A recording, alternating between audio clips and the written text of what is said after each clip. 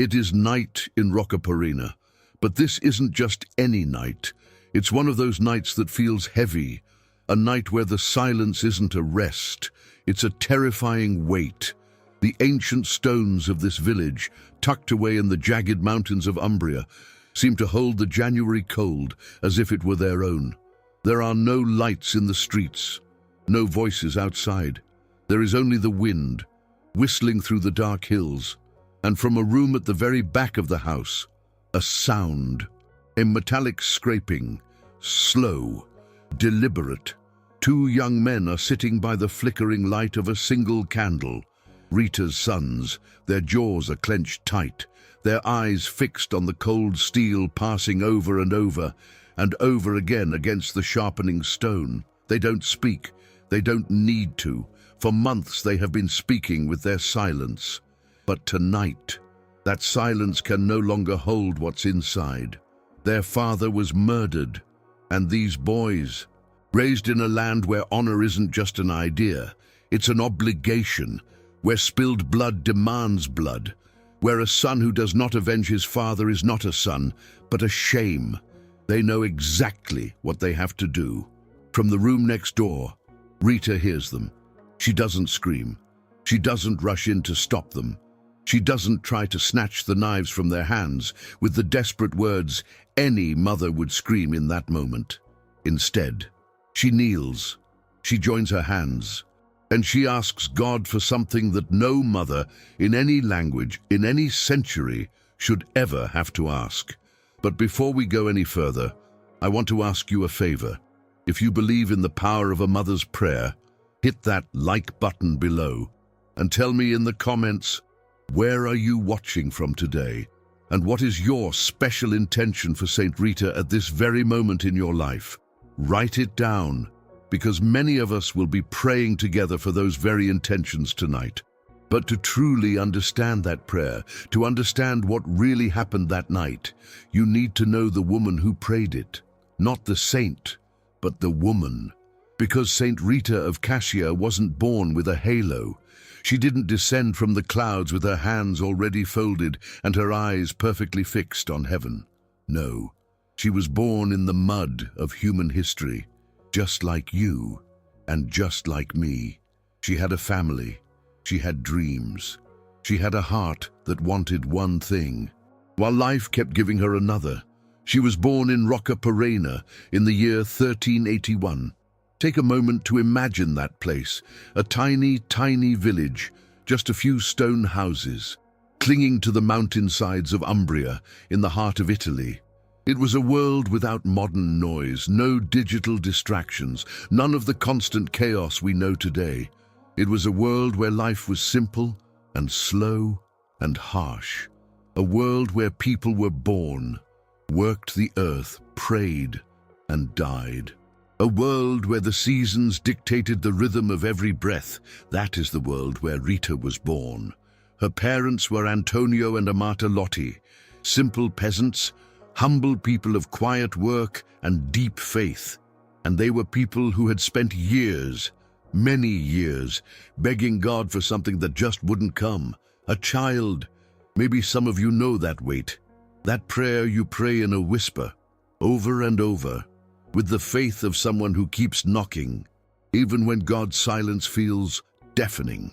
Antonio and Amata had grown old while waiting, and when Rita finally arrived, it was as if God had finally leaned down and said, "Here she is." They received her for exactly what she was, a miracle.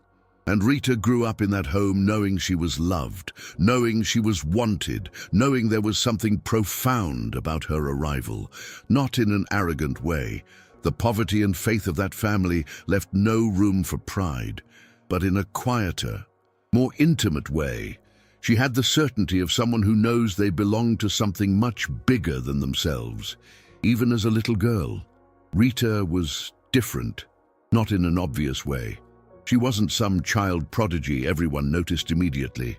It was something harder to put your finger on. While the other children of Roccaporina were running through the fields, playing among the rocks, filling the air with the natural noise of childhood, Rita was looking for the silence. She would wander off, find a hidden corner, kneel, and pray. She did it with a naturalness that wasn't a performance or a learned habit. It was something coming from deep within, from a place she probably couldn't even explain. It was as if prayer was to her what play was to other children, the place where she was truly herself. And in those moments of prayer, a desire began to burn. She wanted the convent.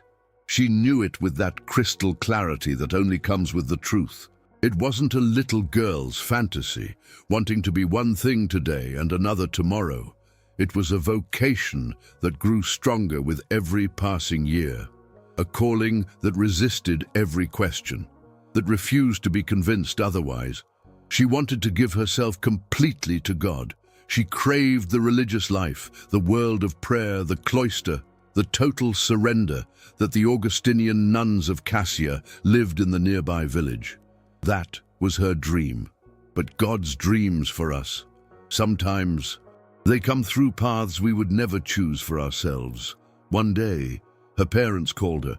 They were old now. The years of hard labor in the fields had left their mark on every step. Every movement was an effort. And they explained to her, with all the tenderness a parent can give, that they had found a man for her, Paolo Mancini. Rita listened to them. She looked at them, and she did not say no. Now, this is where almost everyone who tells this story makes a huge mistake. They say Rita resigned herself. They paint her bowing her head, swallowing her dream, obeying only because she had no other choice. But that is not what happened, and the difference matters more than you know. Rita didn't just accept it. Rita chose to obey, and between resigning and choosing to obey, there is an absolute chasm. Resignation says, I can't do anything about this, so I guess I'll take it. It's passive, it's surrender, it's the soul shrinking. But obedience, true, holy obedience, the kind that comes from faith, says something entirely different. It says, I don't understand this. It hurts. It isn't what I wanted, but I trust that God knows what He is doing. It is active. It is an act of will. It is the soul surrendering, not because there are no alternatives, but because it believes. Rita believed. She believed that if God had allowed this marriage, there was a reason for it, a purpose she couldn't see yet. But she knew it existed, and she chose, with that faith that had set her apart since childhood, to walk straight into the unknown. Now, let's talk about Paolo Mancini, because Paolo was not an easy man. He was not the husband a family would choose for their daughter if they had every option in the world. He was violent. He had a temper that everyone in the region knew, a reputation that inspired more fear than respect. He was the kind of man who filled a room in a way that made everyone else feel unsafe. So why did Rita's parents choose him? Probably for reasons that made perfect sense in the medieval world, even if they're hard for us to swallow today. Family alliances, financial security, the protection that a powerful man in the community could offer. The Lottis were old and poor. Rita would eventually be alone in the world. And Paolo, despite all his flaws, represented safety. But the safety of this world and the peace of the soul are two very different things. And Rita, she knew that better than anyone. What she didn't know, what neither of them could have possibly grasped yet, was the divine architecture God was building within that marriage. Rita stepped into that house without a shred of illusion. Listen closely to what I'm telling you. She did not arrive blinded by a naive hope. She didn't walk through those doors believing that Paolo would suddenly become a different man just because they had exchanged vows. She wasn't feeding some romantic fantasy where love magically fixes everything, like a fairy tale where a simple wish transforms a beast into a prince. She arrived with her eyes wide open, and she carried something far more powerful than a dream. She arrived with a decision, the decision to love. I'm not talking about feeling love. Feelings aren't a choice. They come and go. They fluctuate with the weather and the mood and 1,000 things we can't control. No, Rita chose the seat of love. to serve and honor him even when her heart felt like lead, to choose every single morning, to treat him with supernatural patience, to choose every single night, to fall to her knees and intercede for his soul, to choose, when the pain was sharpest, not to close her heart, but to break it open even wider. That is what Rita did for years. It is hard to describe because it doesn't have the bright, flashy colors of a Hollywood romance. There are no grand cinematic scenes of passion, no moments of sudden dramatic revelation. It was more like tilling the soul, backbreaking daily silent labor, performed without an audience, without a single person to applaud her sacrifice. She was sowing seeds into frozen, rocky ground, with nothing but the faith that something would eventually grow. She prayed for Paolo, relentlessly. She possessed that fierce tenacity, known only to those who truly understand the power of the Spirit. It wasn't the shallow prayer of someone looking for an instant fix. It was the prayer of a woman who plants and waters and waits, even when there isn't a single green sprout in sight. She served that family. Inside the walls of that volatile home, she cultivated an atmosphere that should have been impossible, given the circumstances. A sacred space where Paolo's violence met something it didn't know how to fight: peace. Not the hollow peace of someone who has given up, but the radical peace of a woman anchored so deeply in Christ that the storms of this world couldn't move her an inch. And Paolo, the man the whole town feared, the man whose temper was a legend, the man who was the very last husband any woman would dream of. Paolo began to change, slowly, without an announcement, without anyone noticing the exact second the shift happened.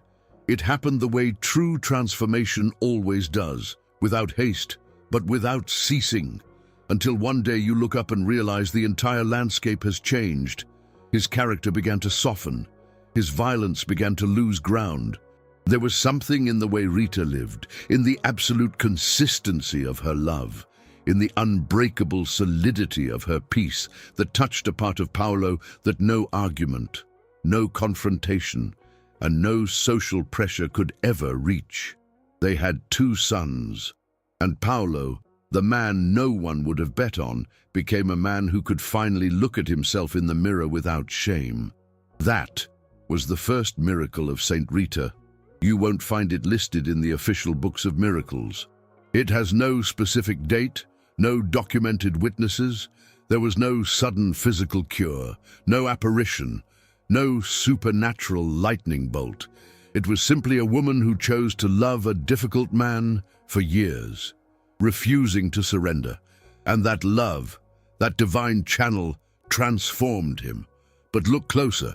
God performed that miracle. Rita was the instrument. Her daily decision to love was the cable. But it was the Holy Spirit who reached in and rewired Paolo's heart, responding to the prayer that Rita never missed, not once, for all those years.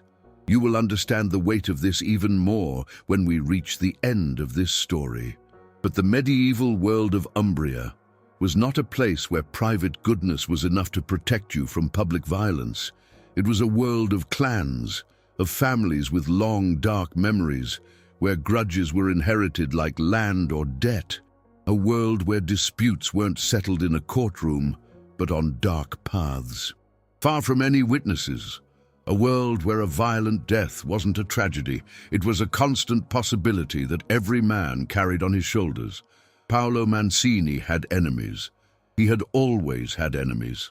His past, his reputation, his old way of moving through the world had created frictions that didn't just vanish because he had a conversion. The shadow of a man's past is long, and Paolo's shadow finally caught up to him. One day, they killed him. Rita received the news. Try to imagine that moment. Imagine being her in that exact second. This was the woman who had entered that house with a different dream, who had chosen to love when it was bitter, who had spent her youth praying for this man's soul. She had watched slowly as the love of God worked a masterpiece in Paolo's life. She had built, brick by brick, something that finally looked like a family, and suddenly gone. And here, once again. The story is often told the wrong way. Many people imagine her collapsing in simple despair, weeping like any other widow, suffering the loss as if it were a meaningless wound. Make no mistake, the pain was real. Rita was not made of stone. She loved Paolo. She had invested her entire life, her prayers, her patience, and her faith into that man. But what Rita felt in that moment had a name more precise than just pain. It was a mix of emotions that very few people have ever felt, something that can only be understood through the lens of eternity, grief and gratitude at the exact same time. Grief because she lost him, but gratitude because Paolo had died. Well, he died reconciled with God, with a clean conscience, with his soul washed in the sacraments, with the mercy of Christ standing open before him like a door that no man could ever shut again. The most important prayer Rita had uttered for years, "Lord, save his soul," had been answered. God hadn't taken Paolo away. He had given him time. He had given him the grace of a peaceful death. He had given him the possibility of heaven. And for Rita, that was worth more than everything else in this world. But Paolo had left something behind. 2 sons, 2 young boys who still needed to grow. Boys who were coming of age in a world that was about to demand something from them. Something that Rita already knew, with a mother's instinct sharpened by the Holy Spirit, could destroy them. In medieval Italy, the vendetta, the blood feud, was not a choice that sons could weigh based on their personality. It was an obligation. It was a law written so deeply into the marrow of the culture that to disobey it wasn't just seen as cowardice. It was a betrayal of the social fabric itself. It was failing your family, your ancestors, the dead and the living. It was failing everything that community held sacred. If they killed your father and you did nothing, you weren't a man. You were a disgrace. Your entire family was shamed. Your name was cursed. Rita's sons grew up under that crushing weight. And as Rita watched them grow, she felt a fear that went far beyond ordinary motherly concern. She felt a terror not for their lives, but for their souls, because she had learned in the school of suffering that no book can teach, that hate does not just destroy the one it strikes. Hate destroys the one who carries it. It rots the soul from the inside out, long before it ever touches the body. It feeds slowly, devouring the very best of a soul, until nothing remains but the acid of resentment and the desperate, hollow need to inflict pain. And Rita, she saw that darkness taking root in her own flesh and blood. She watched the flame ignite within them. She watched the bitterness pile up like dry wood, ready to catch fire. Every single day, the memory of their murdered father became a new kind of fuel for their rage. She saw it in the way their young bodies grew tense, the way their voices became like cold steel, the way their eyes turned dark, as if a shadow had moved in and refused to leave. They weren't bad boys. Let us be very clear about that.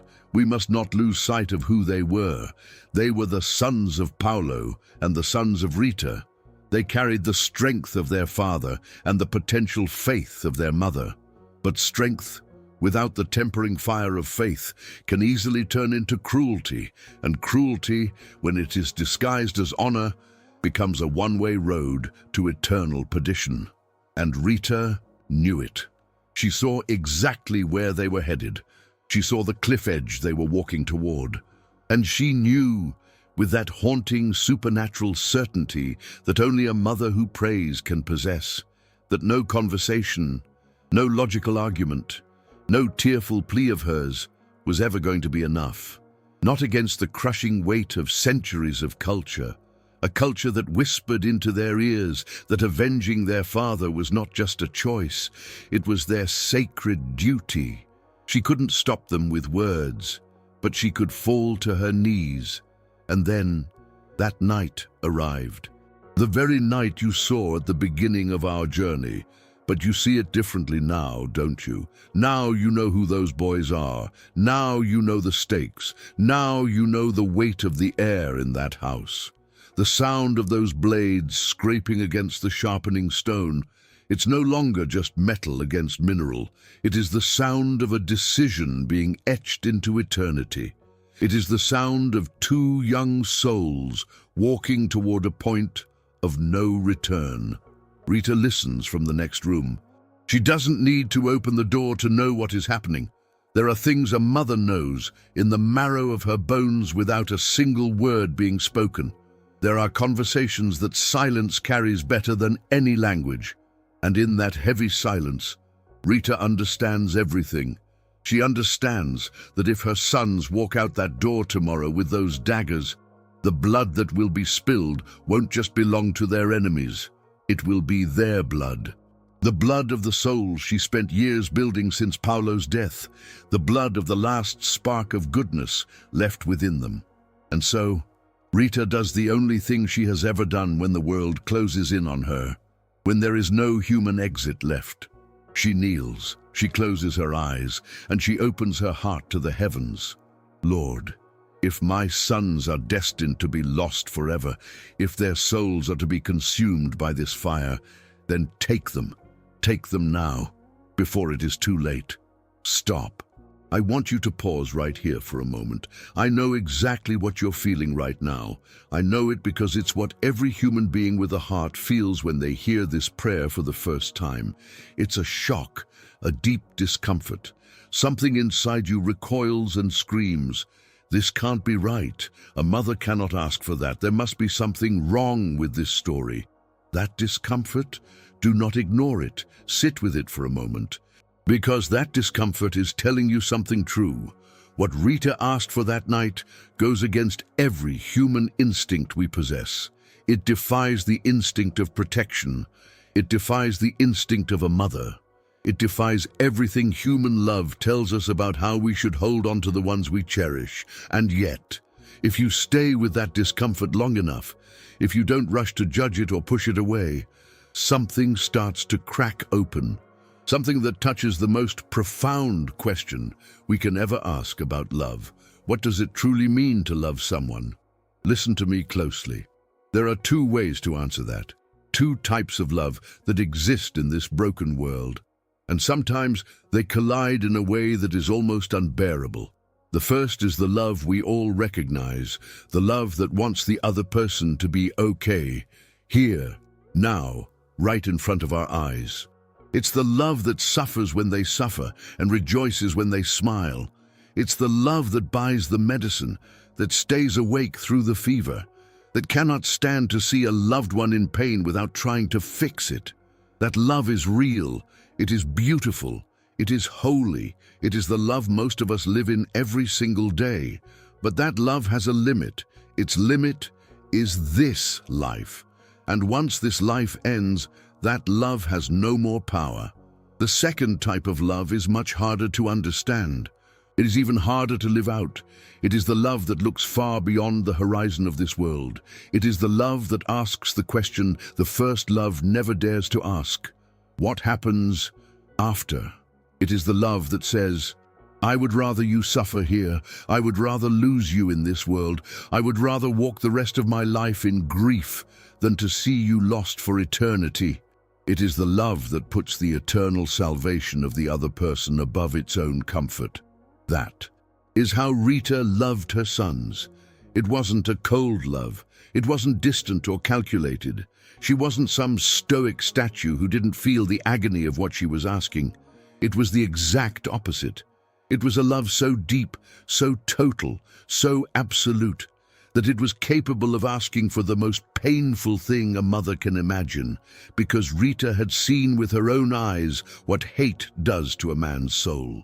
She had lived it with Paolo for years. But she had also seen, with those same eyes, what the grace of God can do when a soul is finally ready to receive it.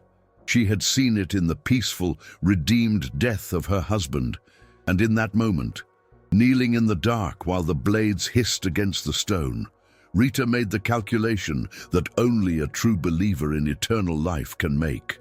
The calculation that says, 1,000 years in this world is not worth a single second of eternity, and she chose eternity for her sons.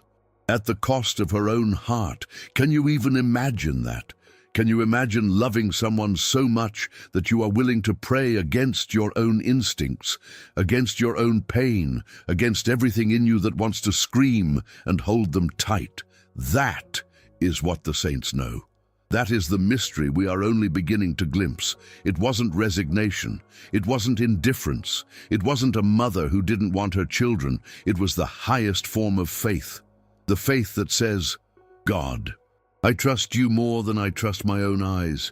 I trust you more than the arms I want to wrap around them. I trust you more than my own bleeding heart. Rita said it. She prayed it. She surrendered it. And God, in his mysterious mercy, heard her. Both of Rita's sons fell ill. It didn't happen overnight.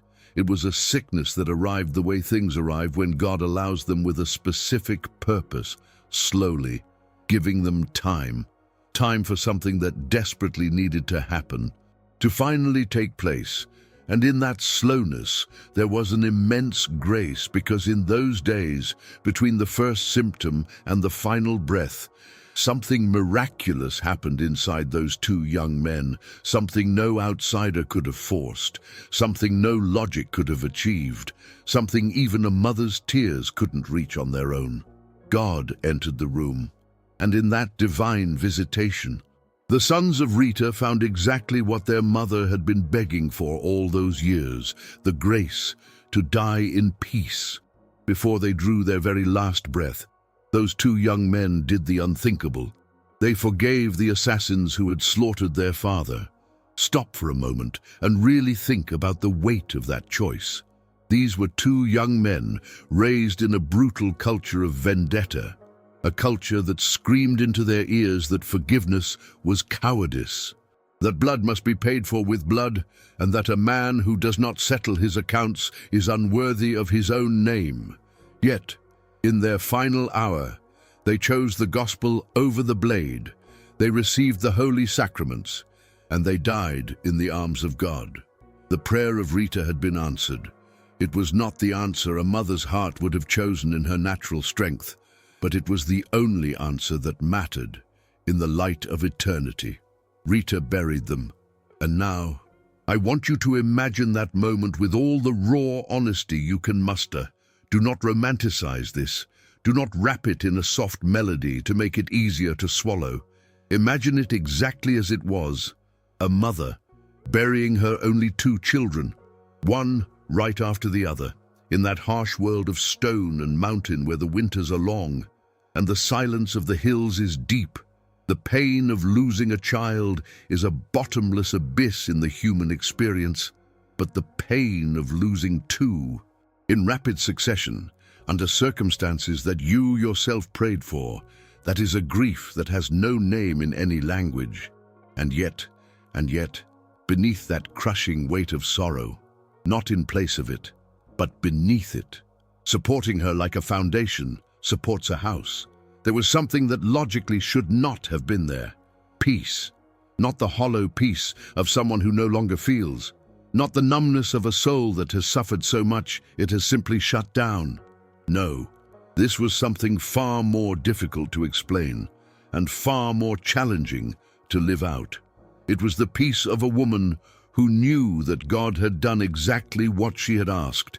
It was the peace of one who had surrendered completely at the most impossible moment and saw that her trust was not in vain. Rita was not okay. She was devastated. She was shattered, but she was at peace. And those two realities, which seem like oil and water to the world, coexisted within her as they always do in the souls of those who have truly learned to pray.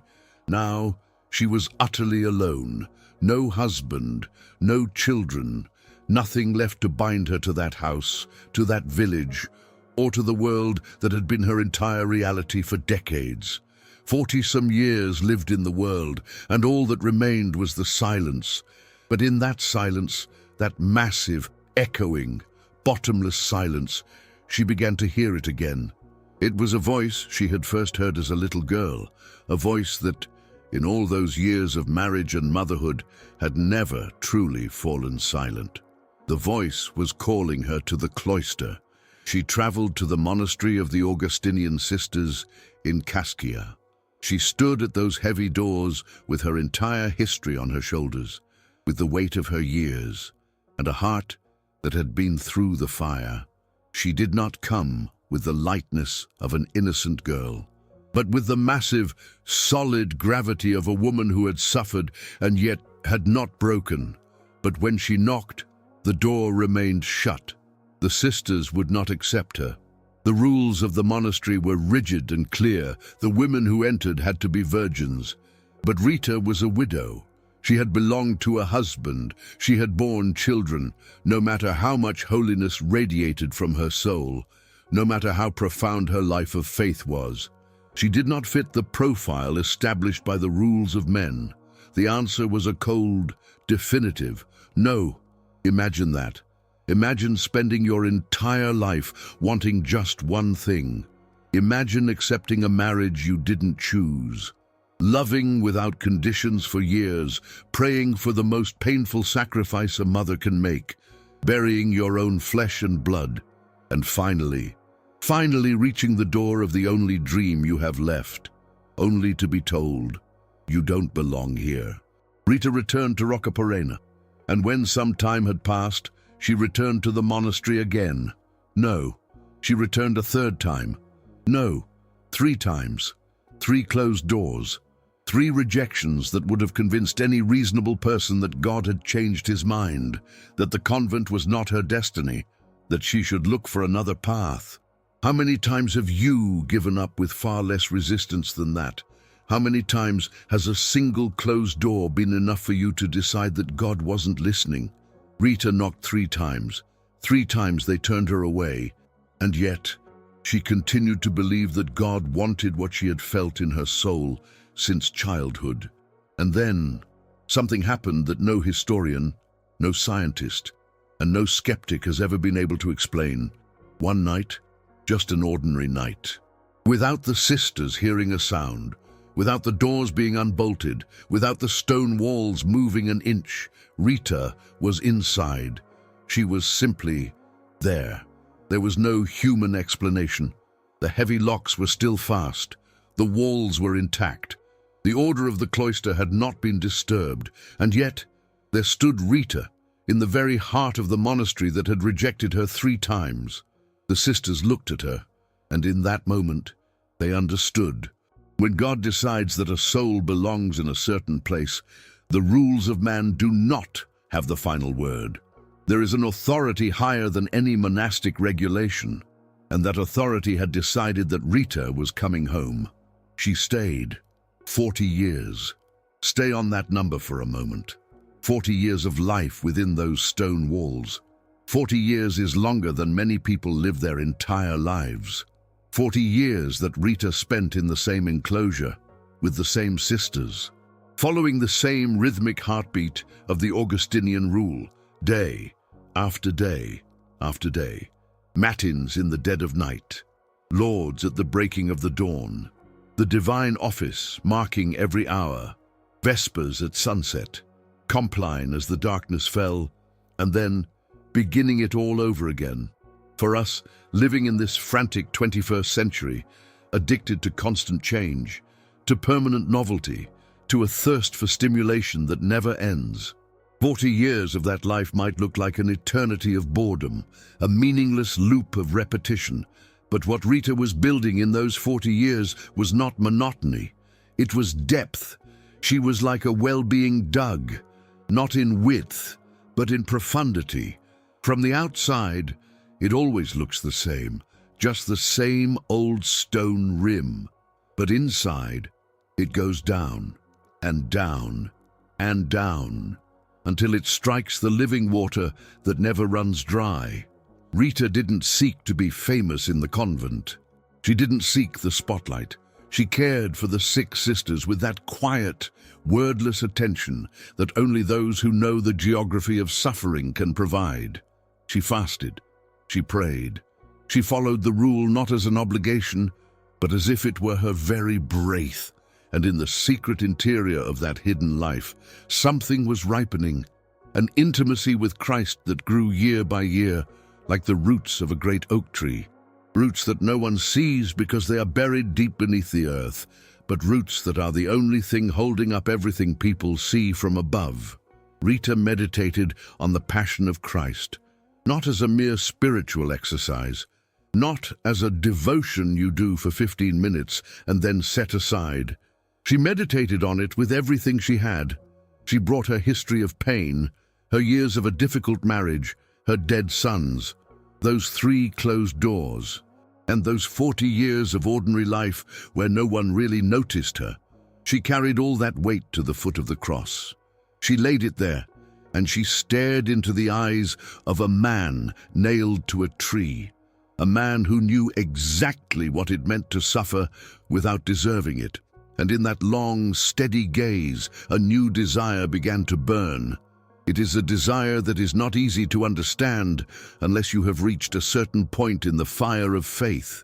To an outsider, it looks like masochism, but in reality, it is the natural consequence of a love that has grown so large it can no longer be content with just watching. Rita wanted to participate. She didn't just want to look at the cross anymore. She wanted to be on it, somehow, with some small fragment of that agony that Christ carried alone. The heart of all human history was about to manifest in her very flesh. Rita was praying, kneeling before a crucifix, one of those ancient heavy crosses that served as the beating heart of every medieval cloister, the image of our Lord, crowned with those jagged thorns, his body marked by the brutal reality of the Passion, his arms stretched wide in a gesture that is, at the same time, the ultimate image of pain and the ultimate image of total surrender. Rita gazed upon that crown, and she did something that many of us would fear to do. She petitioned. She begged Christ to grant her a share in his suffering. She asked him to let her feel, even in the smallest measure, what he felt in those final hours. She pleaded to enter, somehow, into the fathomless mystery of that passion which she had contemplated for so many years. And she didn't ask just once. She asked with the same relentless tenacity with which she had loved Paolo, the same fire with which she had knocked 3 times on the convent doors, the same fervor of the most painful prayer of her life. And God, who always hears the cries of a sincere heart, even if his answers aren't what we expect, he answered her in a moment that defied the laws of nature. A single thorn from the crucifix detached. It flew through the air and pierced Rita's forehead. The wound opened, and it never closed. Imagine what that meant for the daily life of the cloister. The thorn was infected, suppurating, emitting an odor so foul that it made it nearly impossible for anyone to stand near her.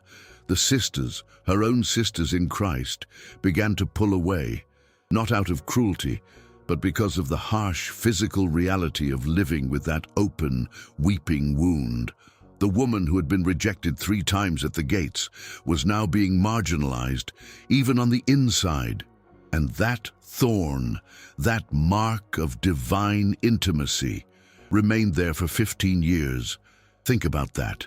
15 long years with an open wound in the center of her forehead.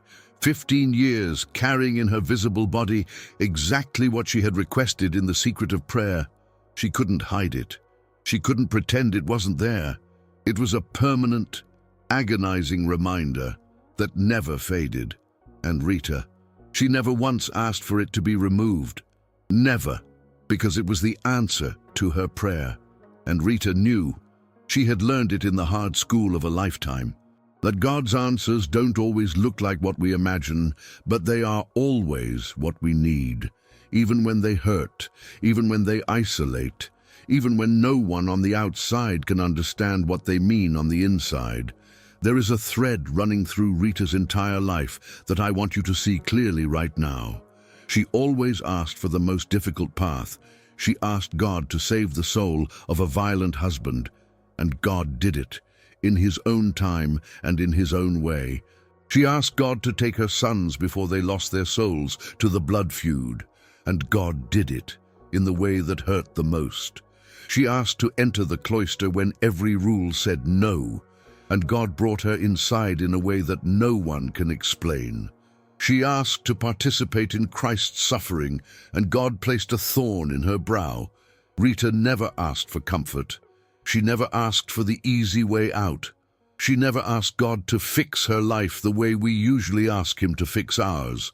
She asked for whatever would bring her closer to him, no matter the pain, no matter if no one understood, even if the price was higher than anyone would ever voluntarily pay.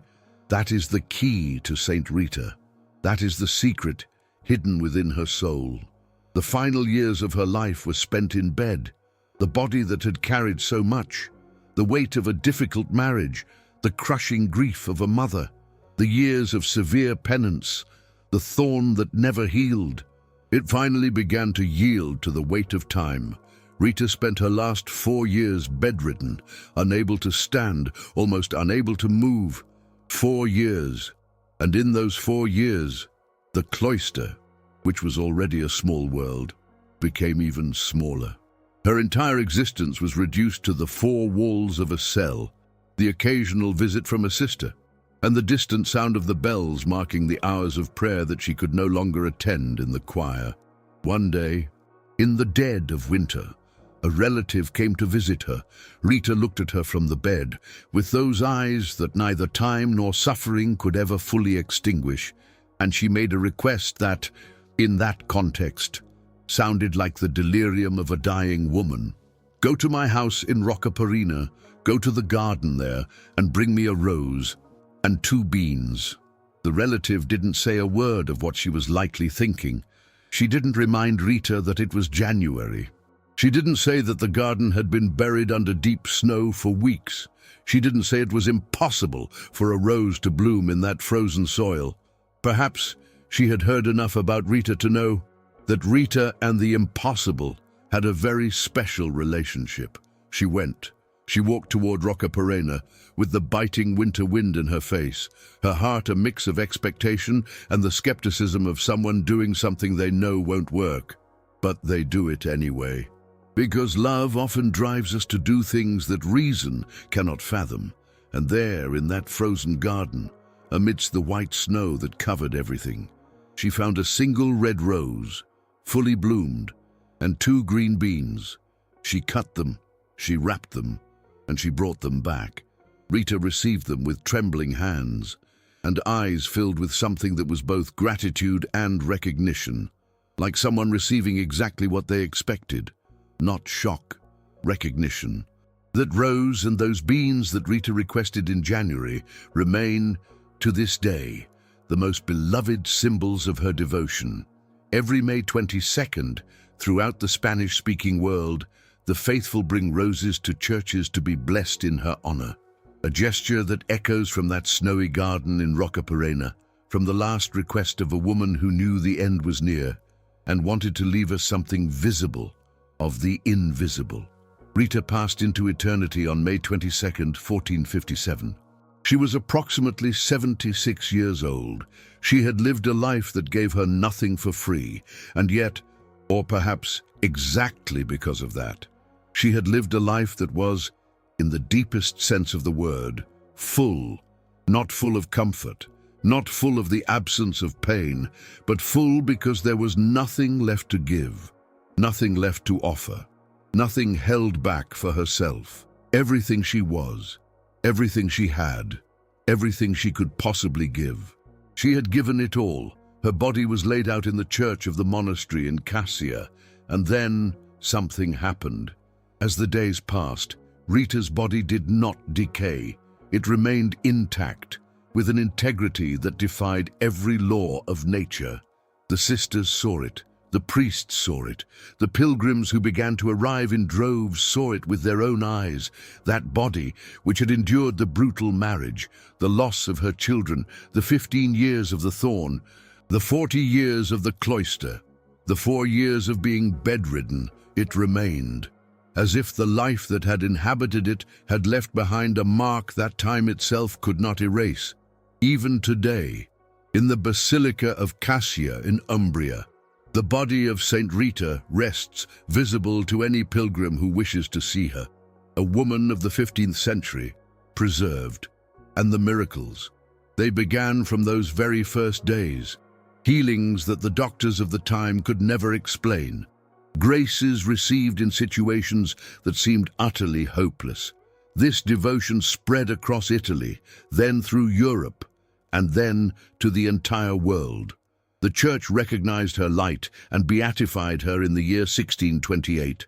But it was on May 24th, in the year 1900, that Pope Leo XIII formally raised her to the altars as a saint. The world gave her a title that has echoed through the centuries, the patroness of the impossible. And when you hear the full story, not the polished summary, not the watered-down version, but the raw and unedited journey we have walked through today, you realize that this title is not a poetic metaphor. It is not a pious exaggeration. It is a precise and literal description. The impossible marriage, the impossible conversion, the impossible prayer, the 3 impossible doors, the impossible entry into the cloister, the thorn, the rose blooming in the dead of January. Everything was impossible, and yet everything was fulfilled. Not by Rita's own strength, but through her, because God found in this daughter of Roccaporena a vessel so pure, a channel so wide open, that he could work in the ways that only he can work. There are saints who offer us comfort, and there are saints who offer us a challenge. Saint Rita is both. Let us go back, one last time, to that heavy night in Roccaporena. Picture the mother, kneeling in the shadows of the next room. Listen to the chilling sound of knives being sharpened in the dark. And then, listen to the prayer she whispered, a prayer that reached the very throne of God. I want to ask you something, and I beg you to ask this of your own soul. Do not just let the words pass you by. Is there something in your life right now, something you claim to have surrendered to God, but in reality, you are still trying to control it with everything you have? Is there a person you say you've placed in God's hands, but you are still holding on to them with a white-knuckled grip, refusing to let go, refusing to truly trust? Is there a situation you have prayed about 1,000 times, but the moment the answer doesn't look the way you want, you grab the reins back into your own hands, because deep down, you don't believe God can handle it better than you? Saint Rita teaches us a lesson that is incredibly painful to learn, a lesson that almost no one wants to face. She teaches us that sometimes to love truly means to let go. It does not mean giving up. It does not mean being indifferent. It means a very specific kind of surrender. It is the act of trusting that God sees what you cannot see from where you are standing. It is trusting that His perspective is eternal, while yours is limited. It is believing that His love for the people you love is infinitely greater than your own, even if your love feels like it could fill the ocean. It means saying and actually believing that His will is better than yours, even when His will hurts, even when His will looks nothing like you expected, even when His will arrives in a way that no human heart would ever choose if given the option. Saint Rita of Cascia was not a woman without feelings. I need you to understand this before we finish. Rita was not cold. She was not distant. She wasn't one of those people who seems holy just because nothing seems to affect them. No, she was a woman of flesh and blood, who felt the sting of pain with the same intensity that you do. She felt the agony of being married to a man she did not choose. She felt the weight of a household filled with tension and fear. She felt the crushing grief of losing her husband. She felt the horror of watching her sons walk toward the edge of an abyss. She felt the sting of rejection when the convent doors were slammed in her face 3 times. She felt the burning pain of that thorn in her forehead for 15 long years. She felt it all. And yet, in every single one of those moments, she made the same choice. She chose to trust, not when it was easy, not when logic supported her, but in the exact moments when trusting was the most irrational, most painful, and most contrary to every human instinct she possessed. That is the greatness of Rita.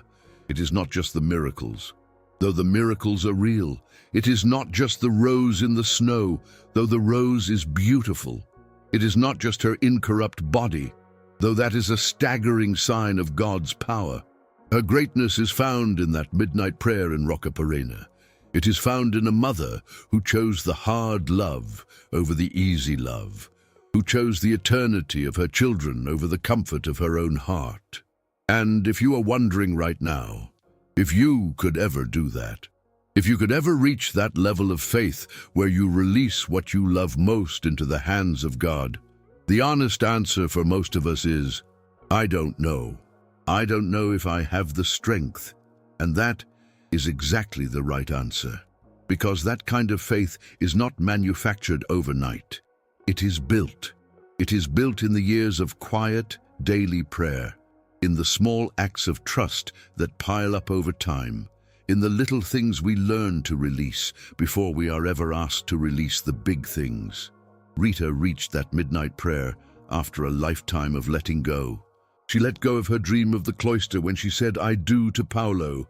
She let go of the impulse to fight back against his violence, choosing instead to love him into transformation. She let go of her bitterness when she became a widow. She let go of the rules of the world when God carried her through the walls of the monastery.